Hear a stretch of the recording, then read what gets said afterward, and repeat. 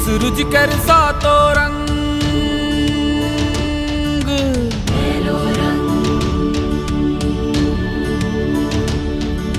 सात रंग सा सात तरंग,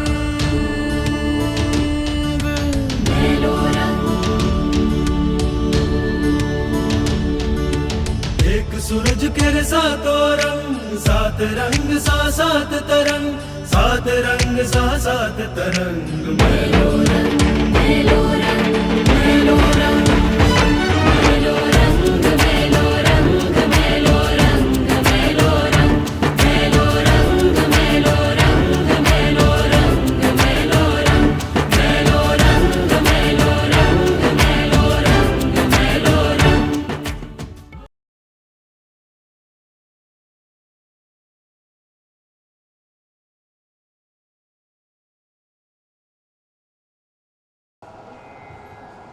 तो लीजिए, आपके सामने प्रस्तुत है नाटक दास्तान झांसी। यह नाटक लगभग 1 घंटे 5 मिनट का है।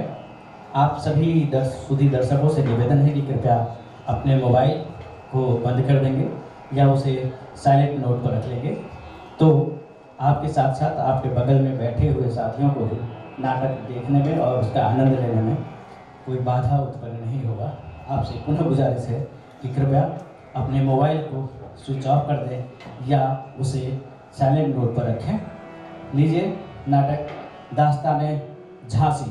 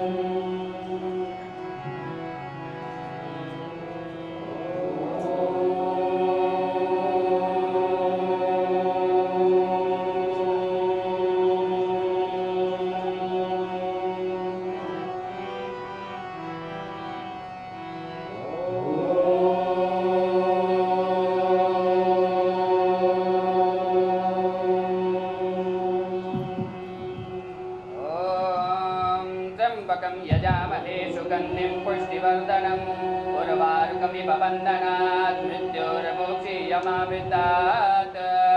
यो रुद्रो अग्नव्यो अप्सु य ओषधीषु यो रुद्रो विश्वाभुवना विवेश तस्मै रुद्राय नमो वस्तु।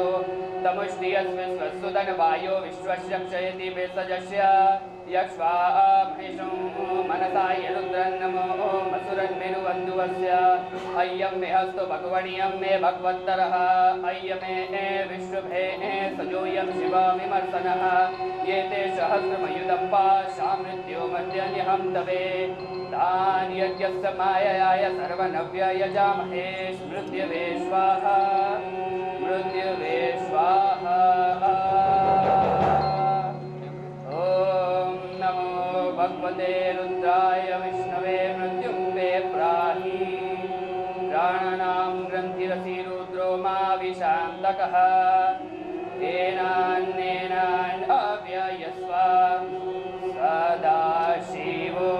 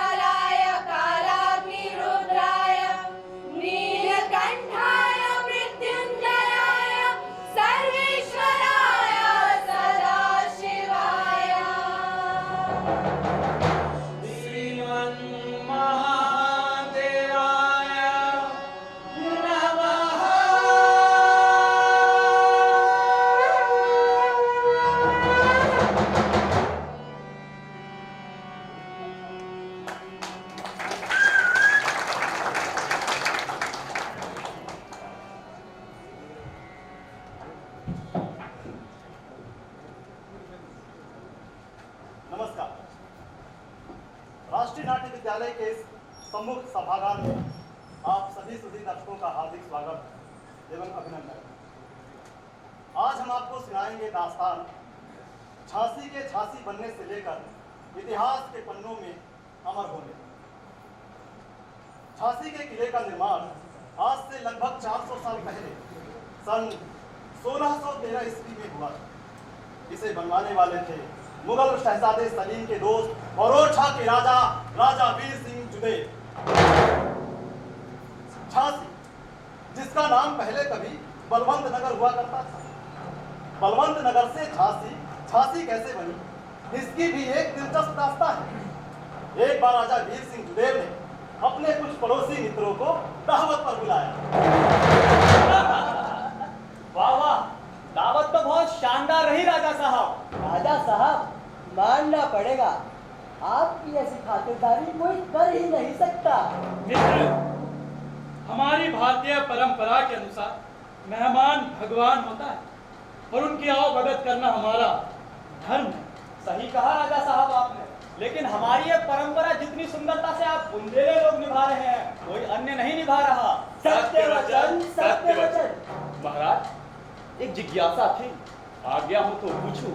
शौक से पूछिए मित्र, जिज्ञासा अवश्य शांत करनी चाहिए।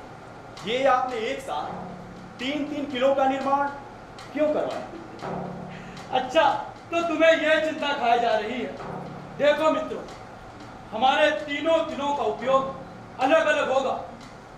पहले किले में हमारी फौज रहेगी और दूसरा किला बहुत ही मनोहर और रमणीय होगा। तीसरा किला जो ओरछा के बिल्कुल नजदीक है, होगा हाथी और सिंह के साथ मुठभेड़ के लिए।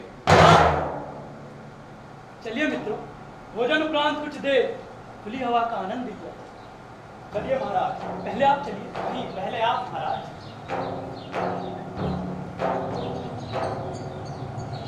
राजा साहब, आपके द्वारा निर्मित तीनों दुर्गों में हमने गठिया और भगोनी का दुर्ग तो पहले ही देख लिया है। अति सुंदर है दोनों। तीसरा दुर्ग भी हम आपको यहीं से दिखवा देंगे। ओरछा से दिखाई पड़ता है वो दुर्ग। बिल्कुल, आइए जरा इस तरफ से तशरीफ लाइए। हाँ, ओरछा का मौसम तो सचमुच बड़ा सुहाना है। सर्दी की हल्की शुरुआत हो चुकी है। वो देखिए, बेतवा नदी पर कोहरे की हल्की सी परत। मित्रों, हमारा तीसरा दुर्ग देखना है तो प्राचीर के जरा निकट जाइए और पश्चिम में जो जंगल दिख रहा है उसे गौर से देखिए। हमारे दुर्ग की बुर्जी दिखाई पड़ेगी आपको। जंगल के बीच जो शिव मंदिर है, उसके दाहिने तरफ या बाईं? दाहिनी तरफ दिखाई दिया। हाँ, झाई सी दिखाई पड़ रही है। वो आज थोड़ा कोहरा है, शायद इसीलिए दिखाई नहीं पड़ रहा वो दुर्ग। वैसे राजा साहब, इस जगह का नाम क्या है जहाँ पर आपका ये तीसरा दुर्ग है? झांसी। बस बलवंत नगर बन गया झांसी, यानी के झांसी। एक ऐसी नगरी जिसके निवासी कहते हैं कि नीचे में पूना, ऊंचे में काशी, सबसे सुंदर बीच में झांसी।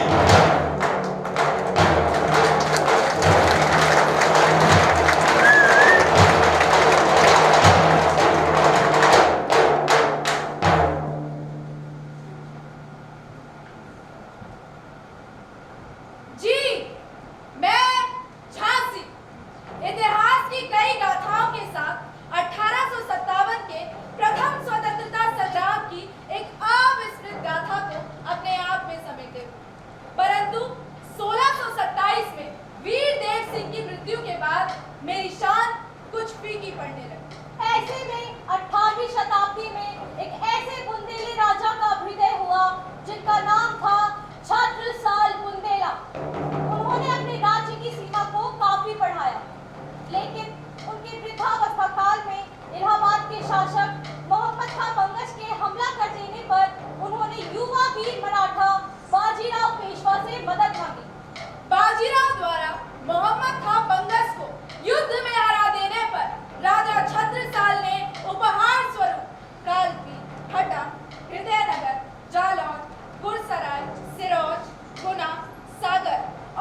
झांसी की जागीर सौंप दी। इस प्रकार झांसी का ये किला मराठों के पास आ गया, जिन्होंने सन 1770 में यहाँ की सूबेदारी रघुनाथ हरी नेवलकर को सौंप दी और 1838 में उन्हीं के वंशज राजा गंगाधर राव झांसी के शासक बने और इनकी ही अर्धांगिनी लक्ष्मीबाई के कारण इतिहास के पन्नों में अमर हो गई। जी हाँ, मैं झांसी और मेरी पहचान चंडी स्वरूपा लक्ष्मीबाई।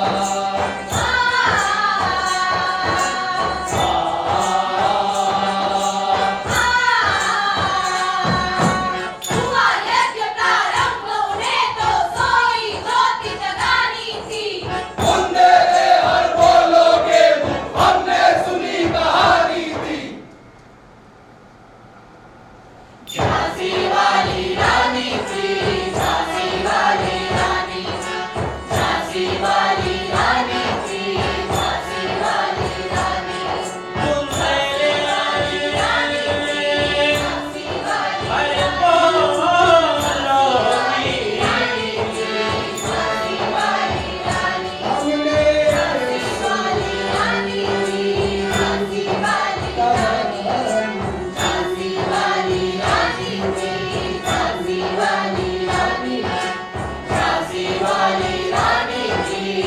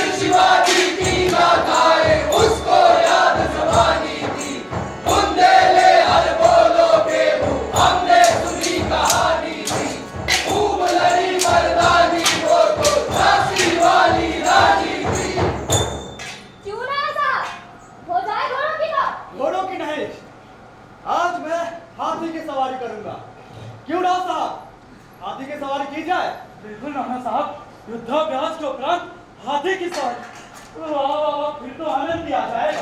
नाना साहब, मैं भी हाथी की सवारी करूंगी। अरे चाचा, हाथी की सवारी कोई बच्चों का खेल है। और वैसे भी हाथी की सवारी लड़कियों को शोभा नहीं देता। मनु, तुम्हारे भाग्य में हाथी की सवारी नहीं है। मेरे भाग्य में एक नहीं 10 हाथी की सवारी लिखी है, देखना। राव साहब, हाथी लाया जाए।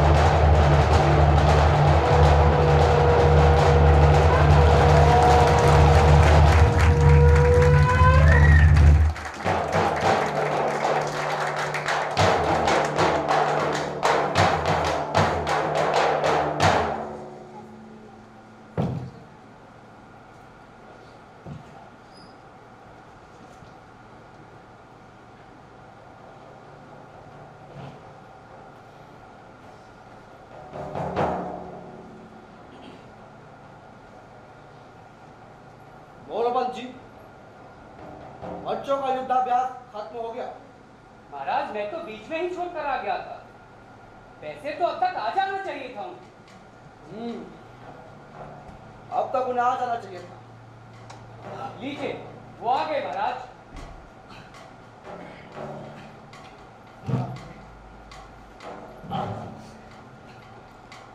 नाना, बेटा क्या हो गया था? वो मैं हाथी से। मैं बताती हूँ, ये लोग हाथी पर चढ़कर मुझे चिढ़ा रहे थे, तभी हाथी ऐसा विकार मनु, नहीं। ऐसे नहीं बोलती है। क्यों डांट रहे हैं बच्ची को? बेटा, आगे क्या हुआ? फिर क्या, हाथी बिका और अपने शरीर को जोर से झकझोरा और ये उस पर से गिर पड़े और हाथी भागने लगा। और फिर मनु ने किसी तरह नाना साहब को बचाया और हाथी को भी काबू में पाया। मोरोपंत, सच कह रहा हूँ, जिस तरह ये तलवारबाजी करती है, तीरंदाजी और घुड़सवारी करती है, और अब तो हाथी की सवारी भी, कमाल है। बेटा, आज से मैं तुम्हें बनू नहीं, छबीली कहूंगा। महाराज, सब आप ही का प्यार और आशीर्वाद है। मोरोपंत, सुन लो मेरी भविष्यवाणी। एक दिन तुम्हारी ये बेटी तुम्हारे कुल का नाम रोशन करेगी। महाराज की जय हो। झांसी के ज्योतिषाचार्य तात्या दीक्षित जी आए, उनसे मिलना चाहते हैं। उन्हें आदर सहित भीतर लाइए। मोरोपंत जी, आप स्वयं जाइए और दीक्षित जी को लेकर आइए। जो आ गया। चलो बेटा, अब आप लोग भी चलो, कल को थोड़ा विश्राम करिए।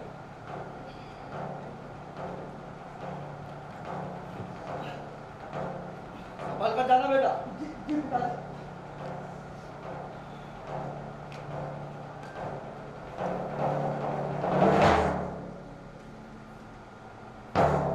आइए दीक्षित जी।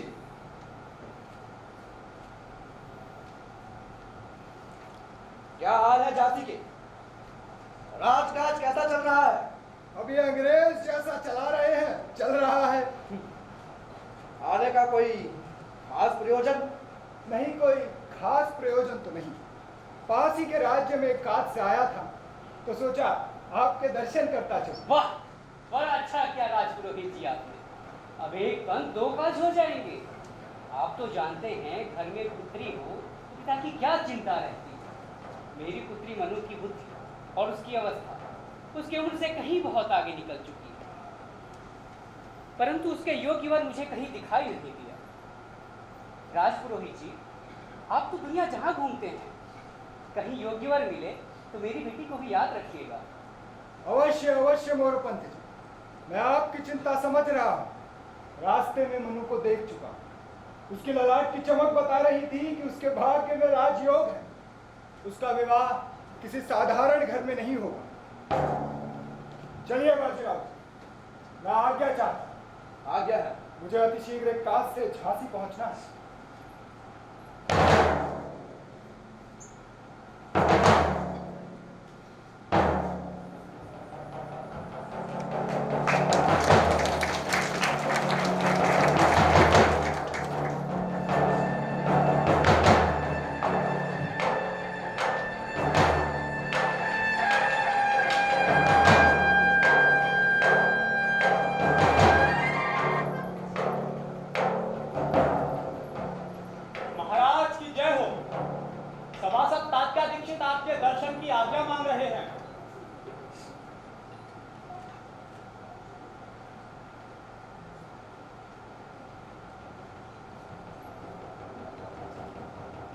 महाराज की जय।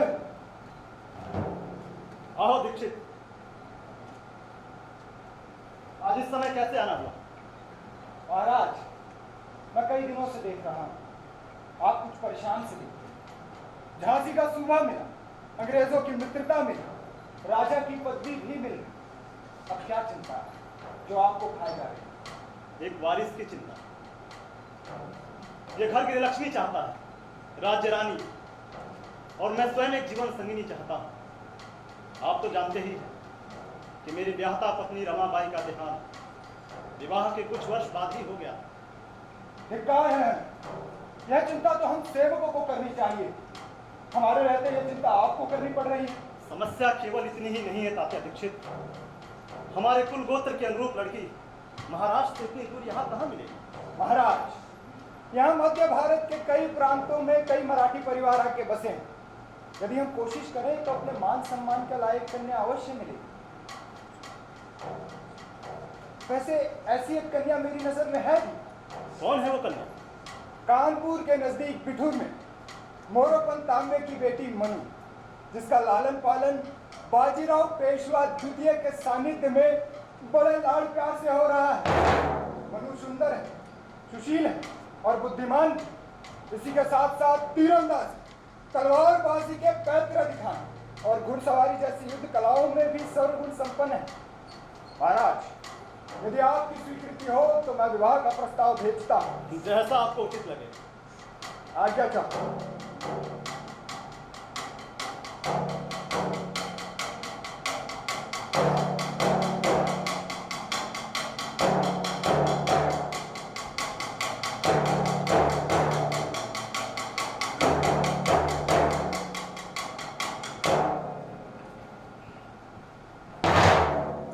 इसी छबीली का रिश्ता तय हुआ झांसी के शासक राजा गंगाधर राव से सन 1842 के मई के महीने में, यही झांसी के गणेश मंदिर में बड़ी धूमधाम से हुआ दोनों का विवाह। हर तरफ जोश था, जश्न था और उल्लास था। हुई वीरता की वैभव की साथ सगाई झांसी में, हुई वीरता की वैभव की साथ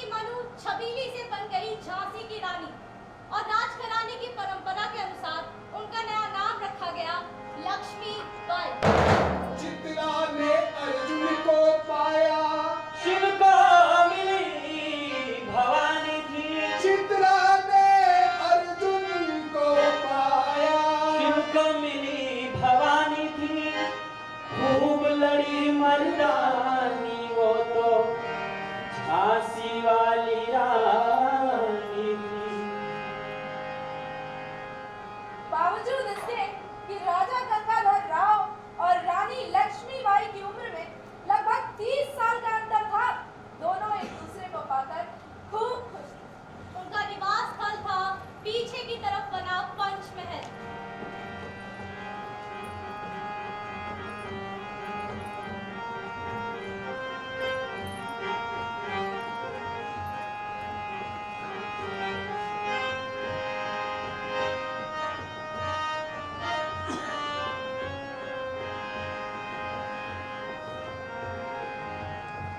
रानी रोज सुबह उठकर किले में ही शिव मंदिर में पूजा के लिए जाया करती थी।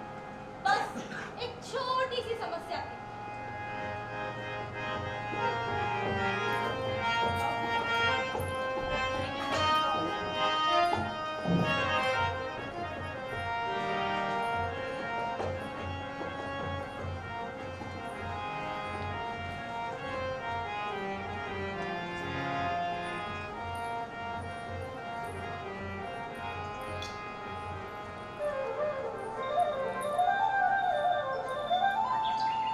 रानी साहिबा, आपकी पूजा की थाली तैयार है।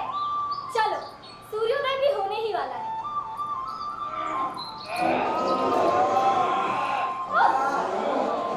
ये चीखों पुकार बर्दाश्त नहीं होती। इधर सीढ़ियों के नीचे ही कारागार है।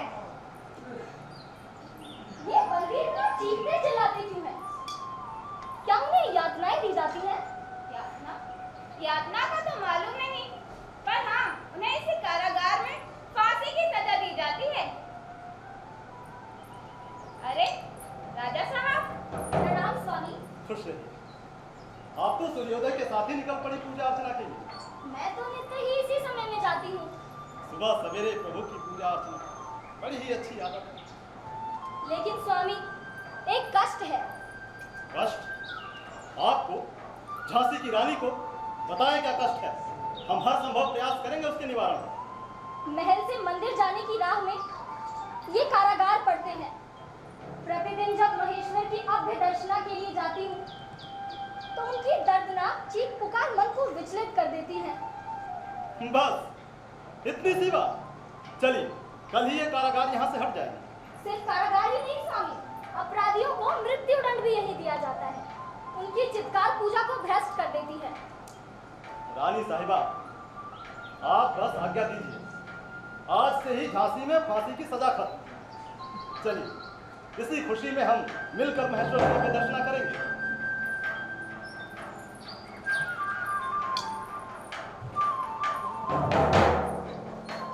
राजा गंगाधर राव एक कुशल शासक तो थे, पत्नी को भी बहुत प्यार थी और साथ ही विभिन्न कलाओं में उनकी रुचि थी, विशेषकर नाट्य कला। उन्होंने अपने राज्यकाल में एक बहुत ही सुंदर नाट्यशाला बनवाई थी और एक पुस्तकालय जिसमें अत्यंत दुर्लभ ग्रंथ और पांडुलिपियां मौजूद। कुछ वर्ष पश्चात रानी लक्ष्मीबाई ने पुत्र रत्न को जन्म दिया। पूरी झांसी खुशी से झूम उठी। घर घर में दिवाली मनाई जा रही थी और सोहर गीत गाए जा रहे थे।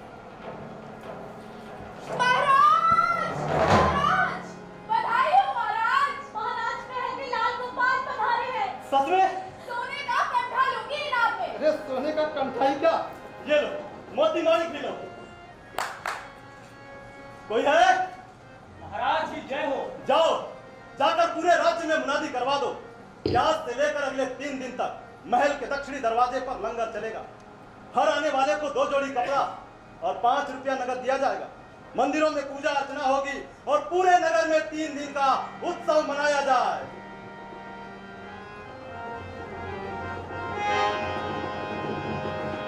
अरे आओ आओ महल में लाल आइए।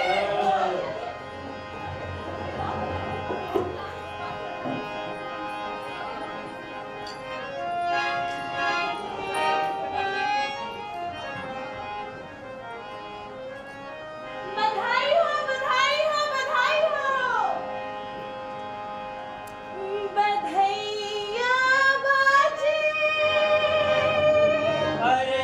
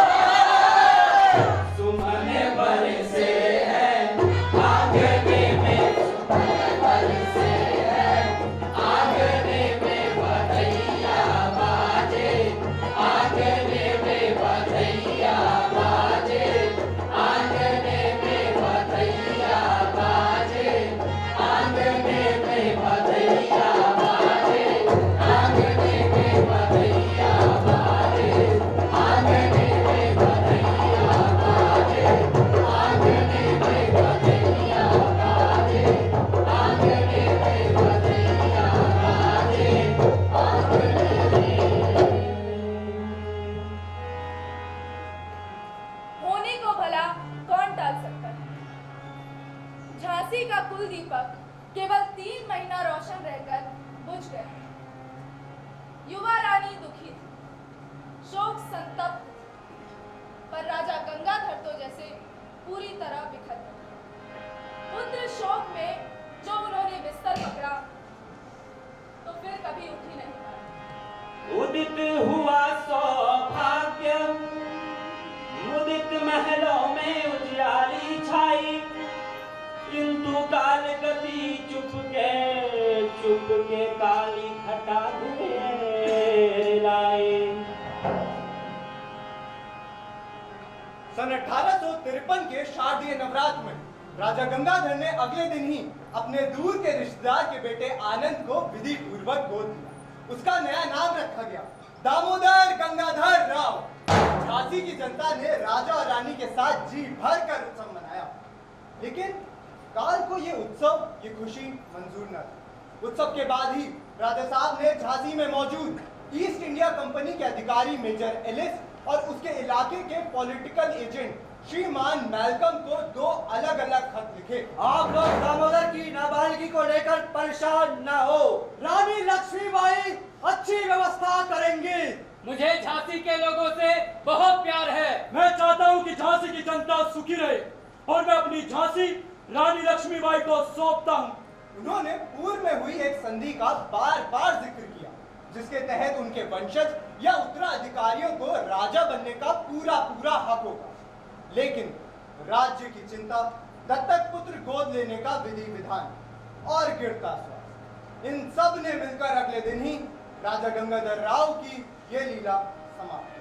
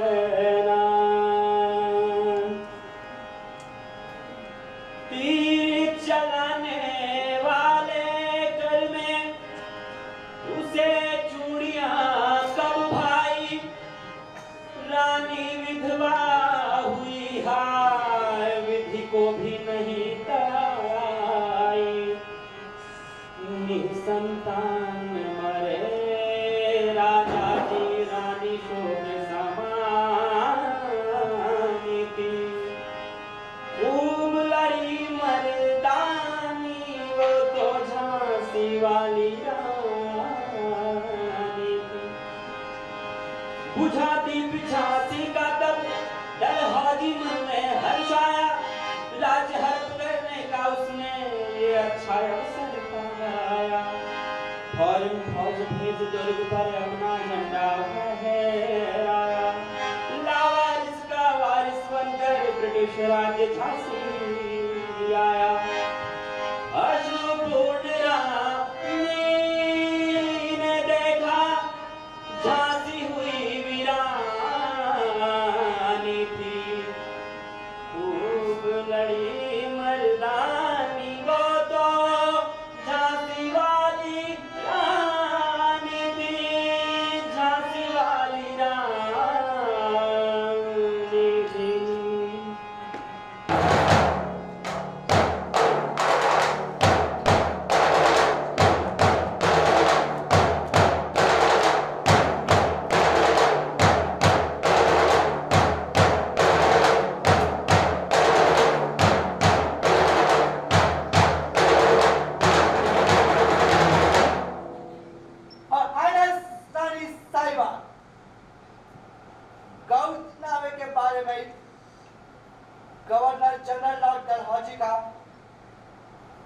आदेश आ गया है। झांसी का गौधनामा नामंजूर किया जाता है।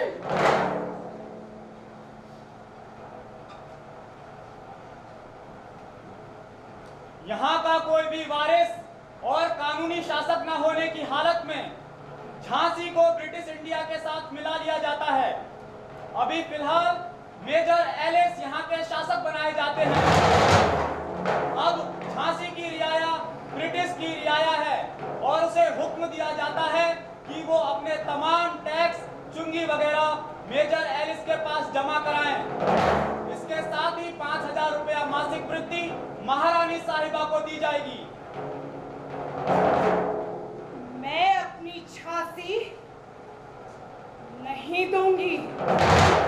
महारानी, गवर्नर ने बड़ी ही उदारता के साथ आपकी मासिक वृत्ति का प्रबंध किया है। मुझे ये मासिक वृत्ति नहीं चाहिए, चाहे कुछ भी हो जाए, मैं मेरी झांसी नहीं दूंगी।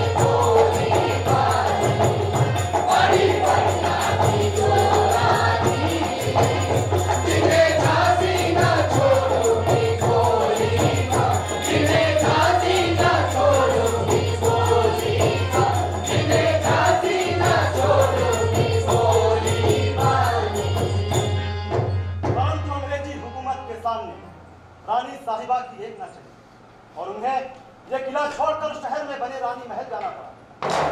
झांसी की जनता खामोश अपनी स्वाभिमानी रानी का अपमान देखते रही। उनका गुस्सा फूटा 3 साल बाद सन 1857 के प्रथम स्वतंत्रता संग्राम में, जब उनके भीतर भड़कते अपमान के शोले फूटकर बाहर निकले। 4 जून सन 1857 झांसी के किले में मौजूद फौज ने विद्रोह करके एक बार फिर से झांसी के किले पर कब्जा कर लिया और 4 दिन बाद छोकनबाग में कैप्टन स्किन सहित 65 अंग्रेजों को, जिनमें महिलाएं और बच्चे भी शामिल थे, सबको मौत के घाट उतार दिया। इस अमानवीय घटना से रानी साहिबा को बहुत अफसोस हुआ।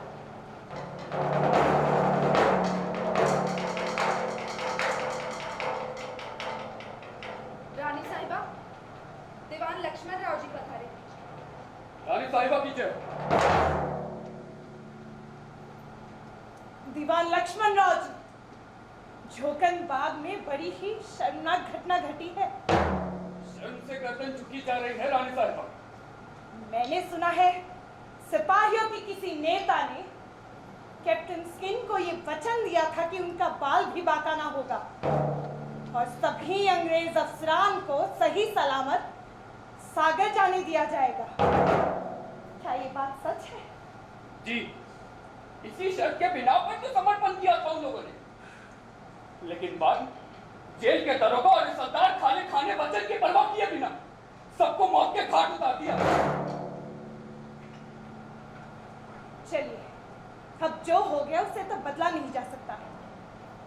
आप अब ये बताइए कि हमें आगे क्या करना चाहिए? देखिए, विद्रोही सैनिक दिल्ली की ओर कूच कर गए। छोकन बाग वाली घटना के बाद झांसी का ना कोई शासक रहा है, ना कोई शासन व्यवस्था।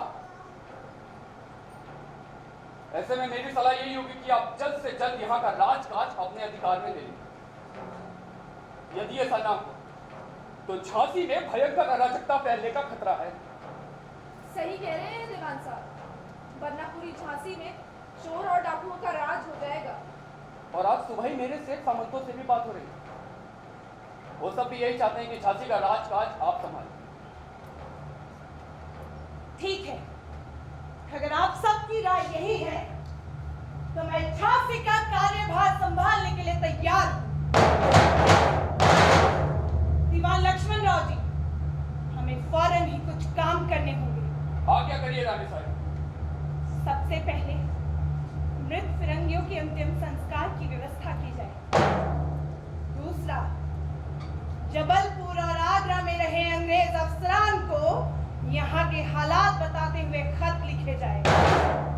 और तीसरा, सरकारी खजाने का फौरन अपने अधिकार में ले ले।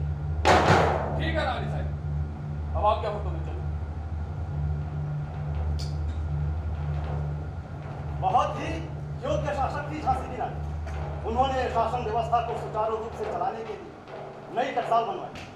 बुंदेलखंड के किसानों का 1 साल का लगान तक माफ कर दिया। नए तोपों की ढलाई शुरू करवाई। पुराने सैनिकों की नौकरी तो बहाल की, साथ में नए सैनिकों की भर्ती भी शुरू की, जिनमें ज्यादातर अफगान और पठान शामिल। रानी साहिबा की इन सब तैयारियों की एक खास वजह थी।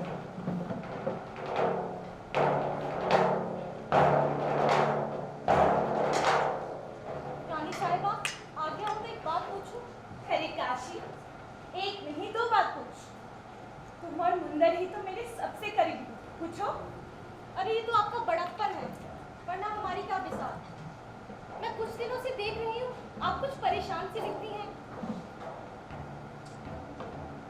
हाँ, थोड़ी परेशान तो हूँ।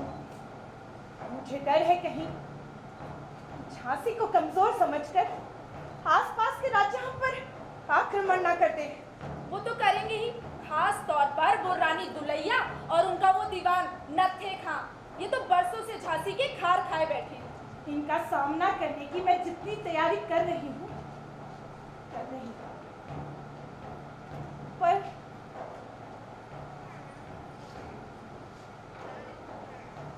रानी साहिबा, रानी साहिबा, रानी साहिबा, आप तो खुद ही अव्वल दर्जे की तलवारबाज हो। हाँ, और आप तो घुड़सवारी भी इतनी बढ़िया करती हो। मैं तो कहती हूँ रानी साहिबा, 20-25 पर तो आप अकेले ही भारी पड़ेंगी, और 2-4 को मैं और मुंदर भी संभाल लेंगे। काशी मुंदर, एक बात सुनो। क्यों ना हम अपनी फौज में एक औरतों का दल बनाए? अरे वाह, क्या बात कही है, औरतों का दल। रानी साहिबा, इस दल के लिए सबसे पहला नाम मेरा लिखिएगा, और दूसरा मेरा। हीरा, झलकारी,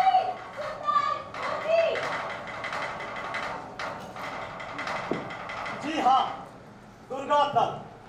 दुर्गा दल नाम रखा रानी साहिबा ने अपनी इस विशेष फौज का। वो खुद उन्हें तलवारबाजी करना और पिस्तौल चलाना सिखाती थी। कुछ महिलाओं ने तो तोपचियों की मदद करने का भी काम सीख लिया, जिनमें मोती भाई और झलकारी भाई प्रमुख थे। और जल्द ही इन सबको अपनी युद्ध कला की परीक्षा करने का अवसर भी मिल गया। रानी को सत्ता संभाले अभी 4 महीने भी नहीं हुए, बियोरछा का दीवान नत्थे खां ने भारी फौज के साथ झांसी पर आक्रमण कर दिया।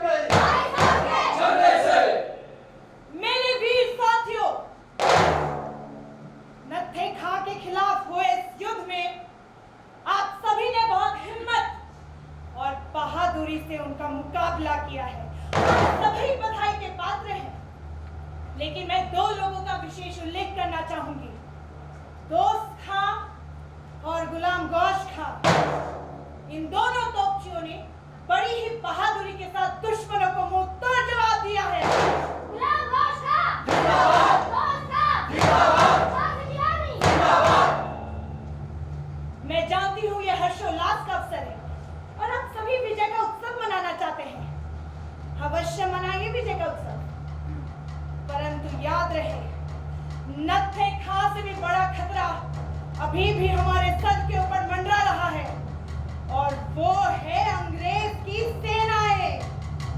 इस जीत से मिली खुशी से अपने आप को कमजोर नहीं बनने देना, बल्कि इस जीत से मिला आत्मविश्वास सहारा बनेगा हमारी अगली बड़ी लड़ाई का।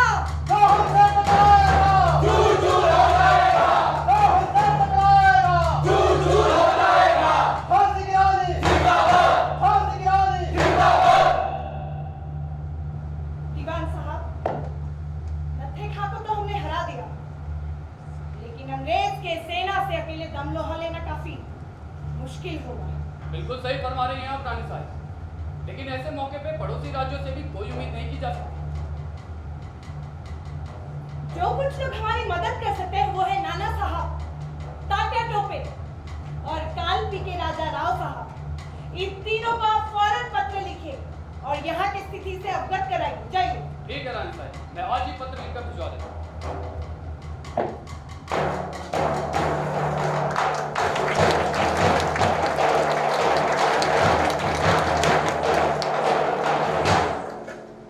रानी लक्ष्मीबाई कुशलता पूर्वक राजकाज चला रही थी। दत्तक पुत्र दामोदर, जिसे वो आनंद कहती थी, उसका बड़े प्यार से लालन पालन भी कर रही थी, लेकिन साथ ही तैयारी कर रही थी। एक बहुत बड़े खतरे का इंतजार भी कर रही थी, लेकिन ज्यादा इंतजार नहीं करना पड़ा उन्हें। सन 1858 की मार्च की तीसरे सप्ताह में हीरोज के नेतृत्व में एक विशाल फौज झांसी पहुंच गई। 23 मार्च की सुबह से आक्रमण की तैयारी कर ली हीरोज ने।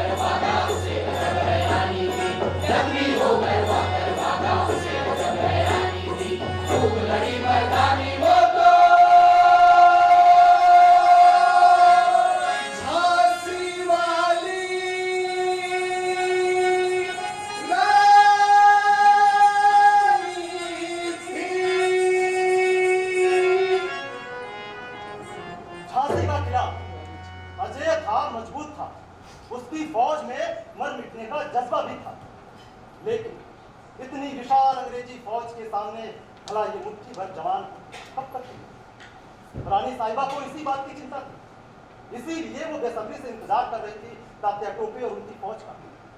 इधर यूरोज बड़ा ही हैरान था। वो जिंदगी में पहली बार औरतों को मर्दों के साथ कंधे से कंधा मिलाकर युद्ध करते हुए देख रहा था।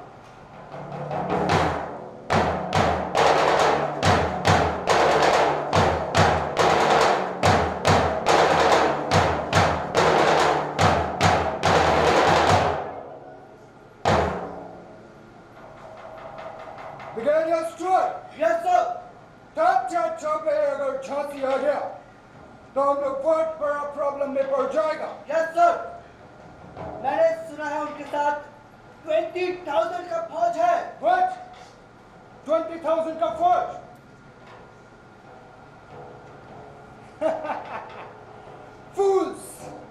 Fools are getting united.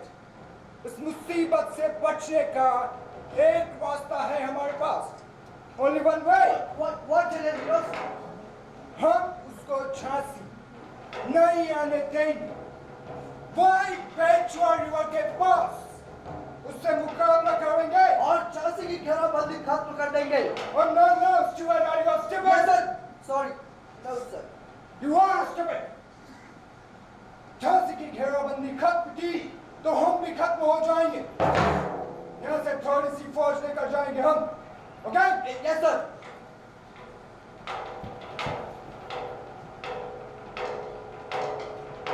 See you in battleground.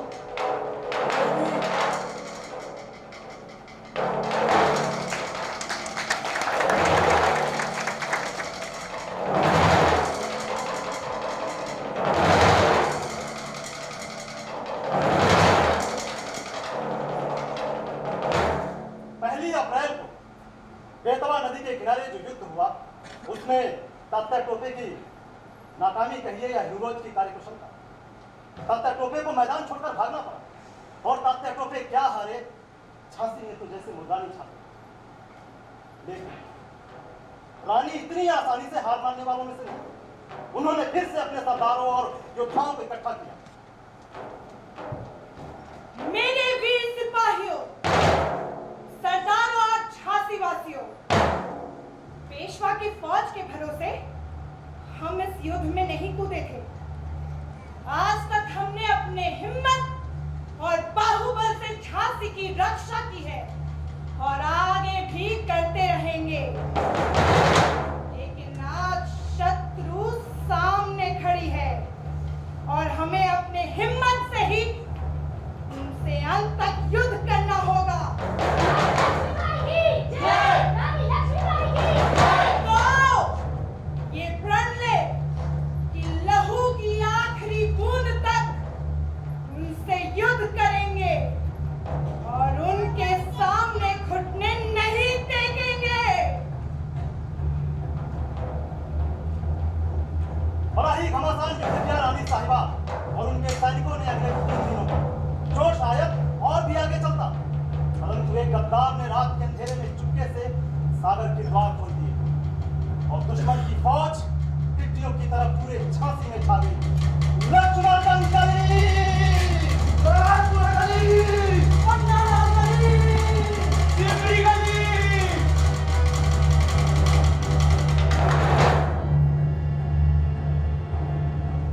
रानी साहिबा, कालपी से समाचार लेकर एक गुप्तचर आए हैं।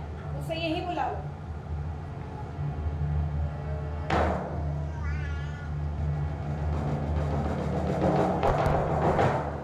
महारानी की जय हो। क्या समाचार लेकर आए हो?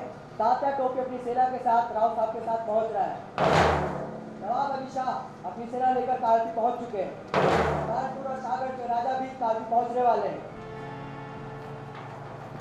रानी साहिबा, एक सुझाव है, उचित लगे तो स्वीकार कीजिए। बिल्कुल कही रघुनाथ सिंह जी। इस समाचार से यह पता चलता है कि अंग्रेजों की खिलाफत करने वाले सारे राज्य रजवाड़े कालपी में एकत्रित हो रहे हैं। मेरे सुझाव में हमें भी अपनी बच्ची खुची शक्ति के साथ वही चलना चाहिए। मैं रघुनाथ जी के सुझाव से सहमत हूँ, वरना यहाँ हमारी हार के साथ साथ हमारी मौत भी निश्चित है। हम पुणे कालपी पहुंच पुनः संगठित होकर फिरोज की फौज को धूल चटा सकते हैं। इनके सुझाव से आप लोगों का क्या कहना है? हमें मंजूर है। ठीक है, अगर आपको मंजूर है तो मुझे भी मंजूर है।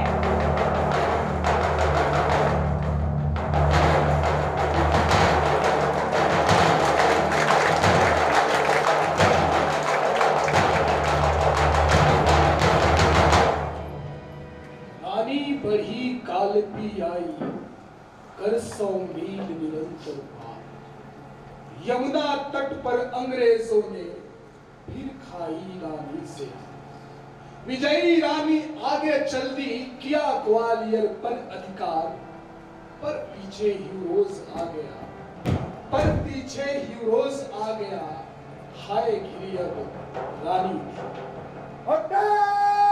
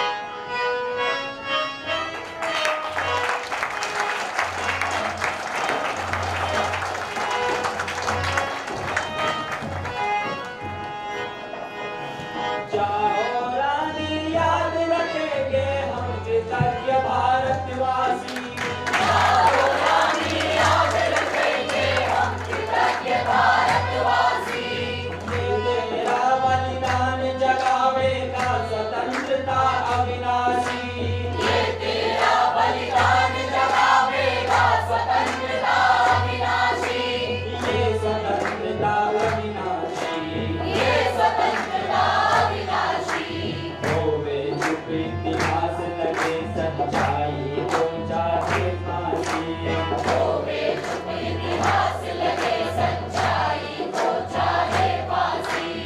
ओ मदमाती विजय मिटा दे बोलो से चाहे झांसी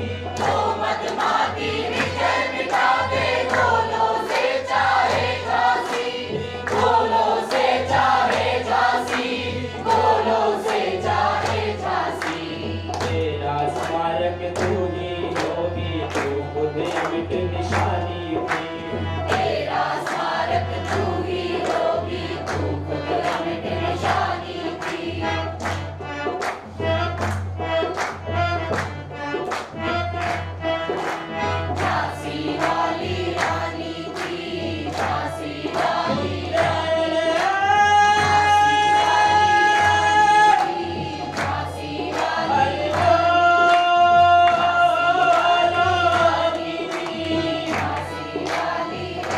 हमने सुनी कहानी थी खूब लड़ी महारानी वो तो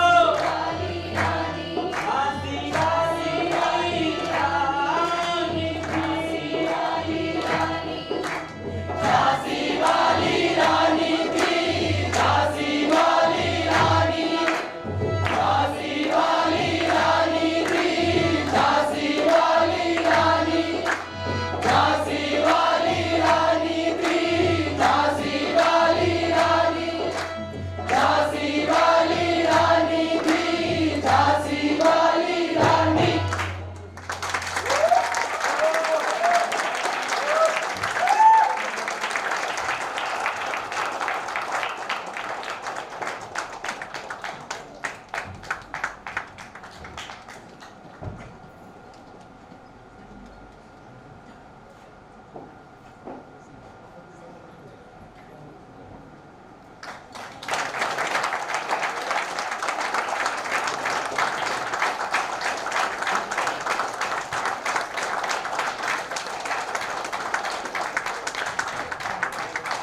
ये थी प्रस्तुति दास्तान-ए-झांसी।